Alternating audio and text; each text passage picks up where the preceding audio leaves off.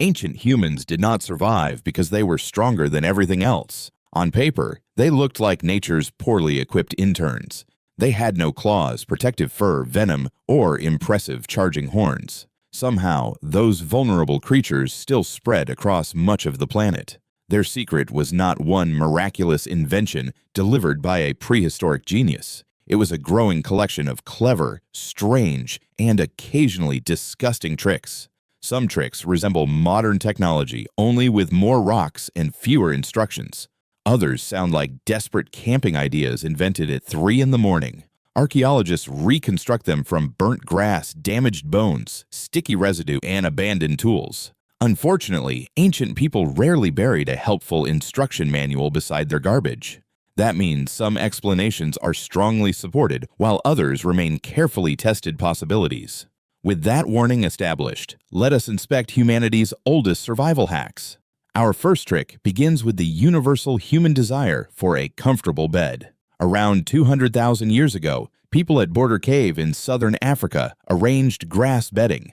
This already seems luxurious compared with sleeping directly on cold, lumpy cave ground. However, the bedding was placed over layers of ash from earlier fires. Ash can obstruct crawling insects and make their movement unpleasant. In other words, the floor may have functioned like prehistoric pest control. Some bedding also contained plants related to species that naturally repel insects today. Researchers therefore think selected leaves may have helped discourage biting little roommates. Notice the word may because archaeology punishes anyone who becomes too confident. Nobody found a Stone Age label reading, "Guaranteed to remove 90% of mosquitoes." Even so, the combination of grass, ash, and useful plants appears remarkably deliberate. Old bedding was sometimes burned, clearing waste while preparing the area for reuse. That reduced clutter and may also have destroyed insects hiding inside it. The result was part mattress, part cleaning system, and part bug defense. Modern people buy 3 separate products to achieve approximately the same thing.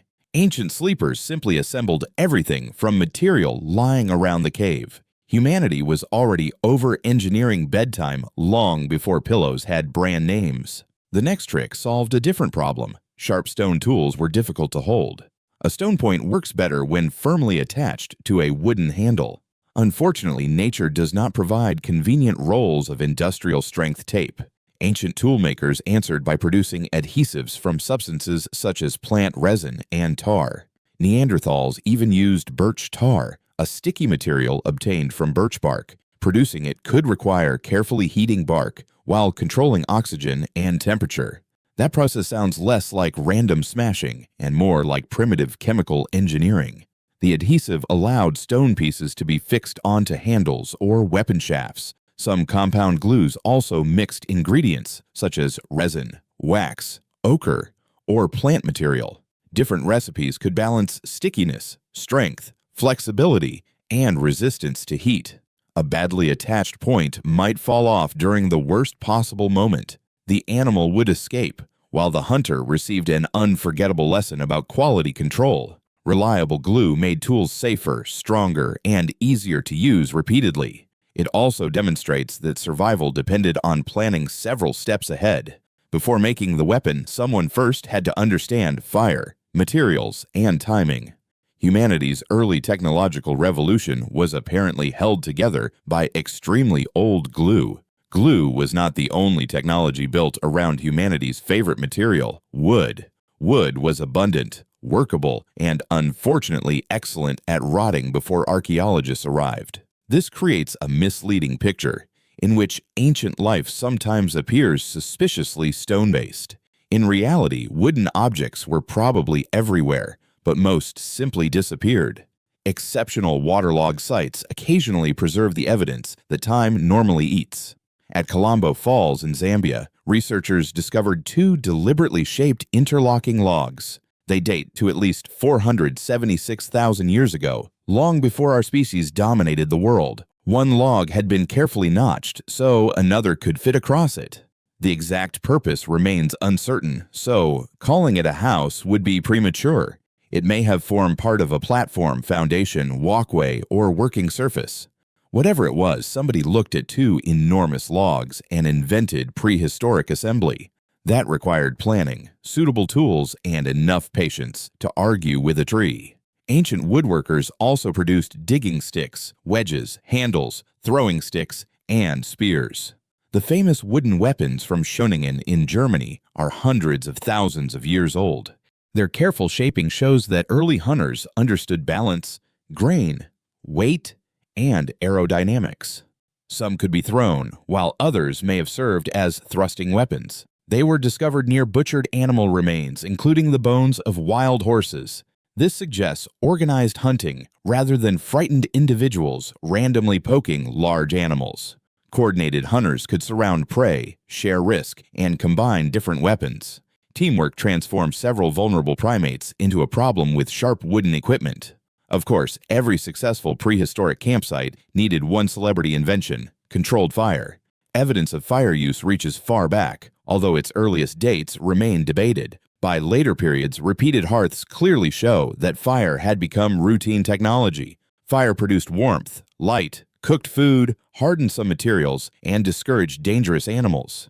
That is an impressive resume for something constantly trying to burn your shelter down. Cooking softened many foods and made some calories easier for the body to obtain. Heat also reduced certain pathogens and made tough plants or meat easier to chew.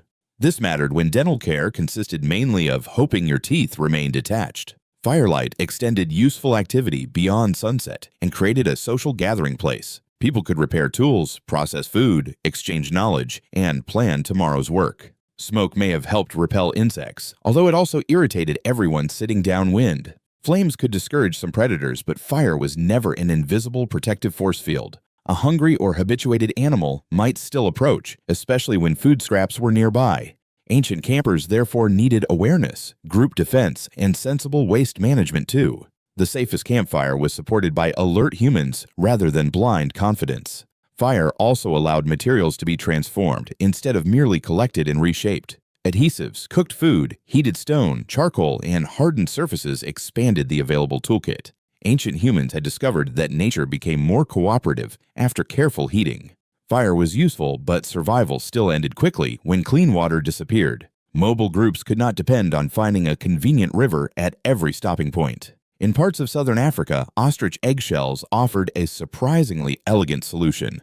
The shell is lightweight, strong, naturally curved, and already shaped like a container. A small opening could allow the egg's contents to be removed and water added. Researchers interpret patterned ostrich eggshell fragments from Diepkloof as remains of water containers. Some examples date to roughly 60,000 years ago and carry repeated engraved designs. These markings may have helped identify containers, groups, or shared design traditions.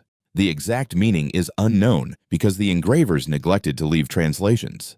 Filled shells could be sealed and transported through dry landscapes. Some recent hunter-gatherer communities also buried water-filled shells for later journeys. Archaeologists cannot assume every ancient group behaved identically to recent communities. However, those practices demonstrate how practical an eggshell water cache can be. An ostrich egg could therefore become breakfast, a bottle, and eventually archaeological evidence. It was biodegradable packaging produced by a large bird with absolutely no marketing department. Carrying water expanded the distance. People could travel between dependable sources. Sometimes survival depended less on finding water than remembering where you buried it. Water helped people cross dry land, while clothing helped them enter colder regions. Early clothing rarely survives because hide, sinew, and plant fibers decay quickly. Archaeologists instead examine tools, microscopic wear, animal remains, and indirect biological evidence. Stone scrapers could clean hides by removing fat and tissue from the inner surface. Bone awls later pierced holes that allowed separate pieces to be fastened together. Eventually, bone and ivory needles made closely fitted clothing possible. Some preserved needles dating between 30,000 and 23,000 years ago include carefully carved eyes. Thread could pass through the eye, just as it does in a modern needle. The basic design worked so well that humanity has barely changed it. Closely fitted layers trapped warm air better than a loose hide over the shoulders. Sleeves, leggings, and fitted coverings also protected fingers and feet from extreme cold. This was vital when humans expanded into environments with brutal Ice Age winters. Clothing became portable shelter worn directly on the body. It was also more practical than carrying an entire cave during migration. Not every group dressed alike, and evidence for specific styles remains limited. We should not picture one universal prehistoric outfit copied across every continent. Materials, climate, traditions, and available animals would have shaped local solutions. Fashion probably existed, but survival was the season's most important collection. Warm clothing kept people alive, but those people still needed reliable calories. Popular images show ancient diets as endless piles of roasted meat. Real hunter-gatherers often consumed diverse mixtures of animals, shellfish, nuts, roots, and seeds. Some plants were nutritious but stubbornly protected by husks, fibers, or hard shells. Stone tools allowed people to pound and grind those ingredients into manageable pieces. Starch residues preserve clues that ordinary plant foods often leave behind. At Grotta Pagliacci in Italy, a grinding stone retains evidence of processed wild oats. The tool dates to roughly 32,000 years ago, long before packaged breakfast cereal. Grinding reduced chewing effort and helped ingredients cook more evenly.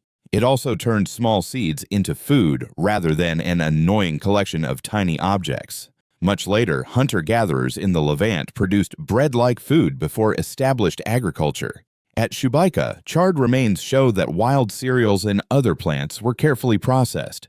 The dough was probably cooked in fireplace ashes or on a heated stone.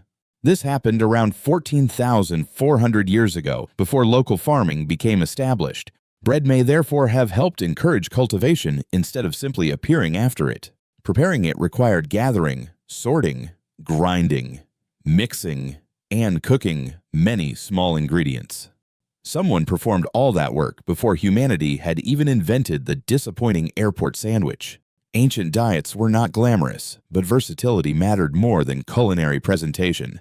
If something became edible after enough pounding, humans probably considered the meeting successful.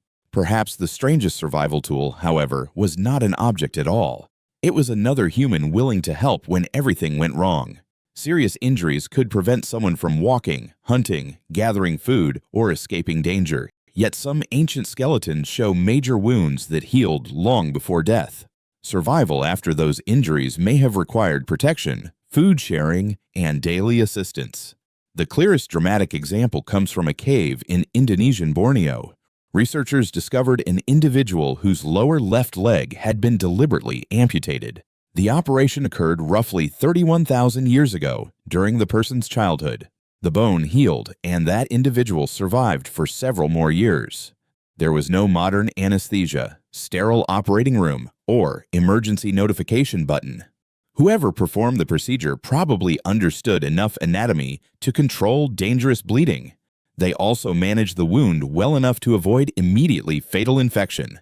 The exact medicines and techniques remain unknown, so imagination must stay supervised. Local plants may have helped, but no surviving prescription identifies what was used. Recovery would also have required companions to provide food, safety, and movement assistance. In that sense, the entire community became part of the medical equipment. Other ancient remains preserve healed fractures, lost limbs, and severe physical impairments. Each case must be assessed carefully because bones cannot describe every act of care. Still, long survival with major disability often indicates some form of social support. Cooperation allowed knowledge, labor, food, and risk to be distributed across a group. One injured hunter did not automatically become one abandoned hunter. Helping another person could preserve experience that later benefited everyone. Compassion was not separate from survival. It could function as survival technology. These strange tricks reveal why humans endured despite unimpressive natural defenses. Our ancestors did not defeat nature through strength alone. They changed materials, shared information, planned ahead, and repeatedly improved useful ideas. Grass became bedding, ash became pest control, and bark became glue. Logs became structures, eggs became bottles, and bones became sewing needles. Fire became a kitchen, workshop, heater, lamp, and imperfect security guard. Most importantly, separate individuals became communities capable of protecting vulnerable members. Ancient survival was less about one heroic genius and more about accumulated teamwork. Humanity conquered harsh environments using curiosity, cooperation, and an unreasonable number of rocks. Apparently, being nature's poorly equipped intern was only the beginning. Thanks for watching. If you enjoyed discovering how our ancestors survived with teamwork, creativity, and an unreasonable number of rocks, leave a like and subscribe for more strange stories from human history. See you in the next video.